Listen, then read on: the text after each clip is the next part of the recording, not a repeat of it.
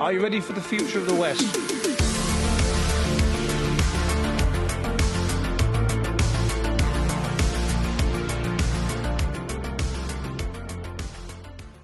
Hello, and welcome to this edition of A Quick Pint. Now, a man in Australia by the name of Adam Britton, who is British, who has worked for the BBC and worked with David Attenborough, has just been found guilty of having had violent sex, with 42 dogs between the period of 2014 and 2022. Why on earth, from a psychological perspective, would you want to have sex with 42 dogs? That's the question I'd like to answer in this quick pint. But before I do so, let's have a look at exactly what we know about this guy. He's a married British citizen, a zoologist who has worked for the BBC alongside his wife, who has also done so. He's worked with David Attenborough, and he has admitted to raping and torturing dogs at his animal shelter. As I say, 42 dogs over the period of 2014 to 2022. He's originally from West Yorkshire, and he's 51 years old, is Mr. Britton. He's also had sex with his own two dogs, Ursa and Bolt, and he's posted videos of him having sex with them on Telegram under the name Cerberus. Cerberus was, of course, the three-headed dog who guarded the gates of hell in Dante's Inferno. He is an academic. This is an academic zoologist, as well as running a home for dogs. And he works at Charles Darwin University in Australia. And he has this dog home basically in Australia's Northern Territory. And he's worked, as I say, for the BBC and for National Geographic. And via his work, his wife has even met Prince Harry.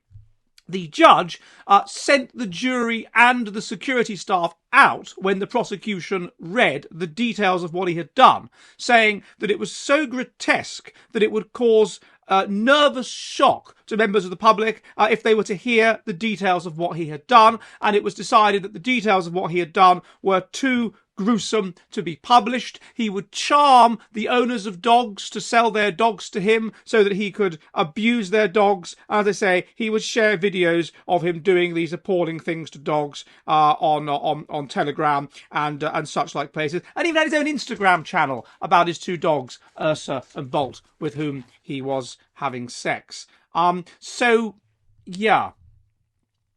The sort of Russell Brand of the dog world. What on earth is behind such things? Well, I've looked into the article, the research, and there's quite a bit of research on this about zoophilia. That is, that you have sex with animals. And what are the correlates of zoophilia? Well, they're quite predictable, really. The first is basically that you have very high sex drive, you have very low impulse control, and you have psychopathic traits. This means that you have such a strong desire for sex that you will have sex with anything, and this includes dogs. Dogs and horses, by the way, are for preference. Some other research indicates dogs and horses are the two animals that those that have sex with animals tend to particularly want to have sex with, not sheep.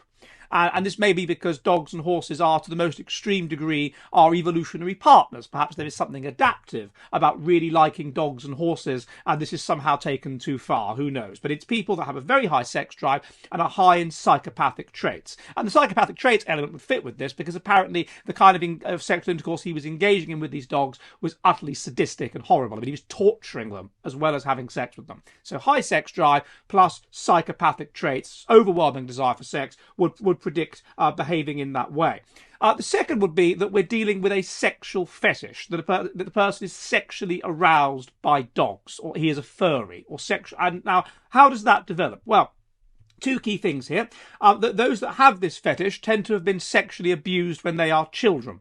And some kind of massive trauma when you are a child seems to throw you off the normal process of sexual canalization. So there's a process of canalization that you develop along, and if you develop normally, then your sexuality will be normal. If something throws you off it, an event, a trauma, something like that, something horrible that happens to you, it can throw you off it, and you can go through perhaps a brief phase of your sexuality developing abnormally.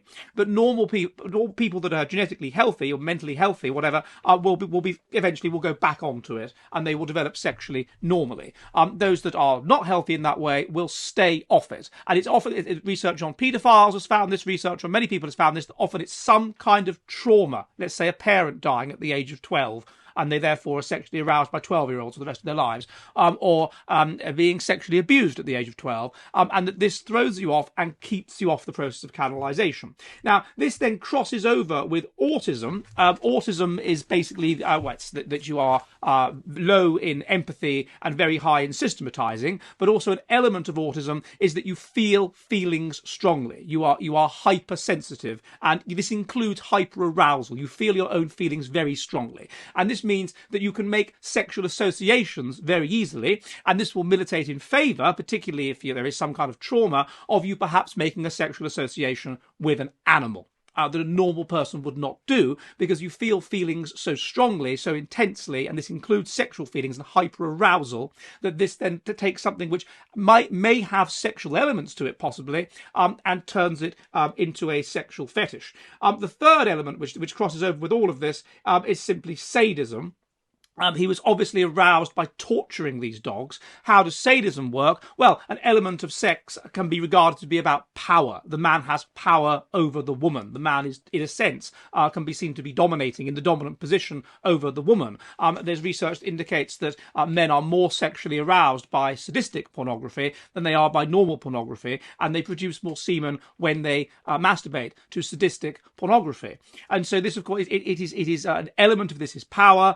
Those men that were more turned on by power would be more desirous to have sex and would be more able to have sex and obtain sex more through, the means are obvious, and therefore pass on more of their genes, and therefore typically sex in the male mind has become associated with power, and so therefore power in a sexual context becomes sexually arousing for men. The two things have become fused together, and from this is why, where with females the opposite, it's submission that has become fused with sex with a lot of women, which is why when you have sadomasochism, the man will often be the sadist, and the woman will often be the masochist in that role. The sex element of sex is power, so it follows that it will be adaptive to be sexually aroused by power, because this dynamics will help you to get more sex.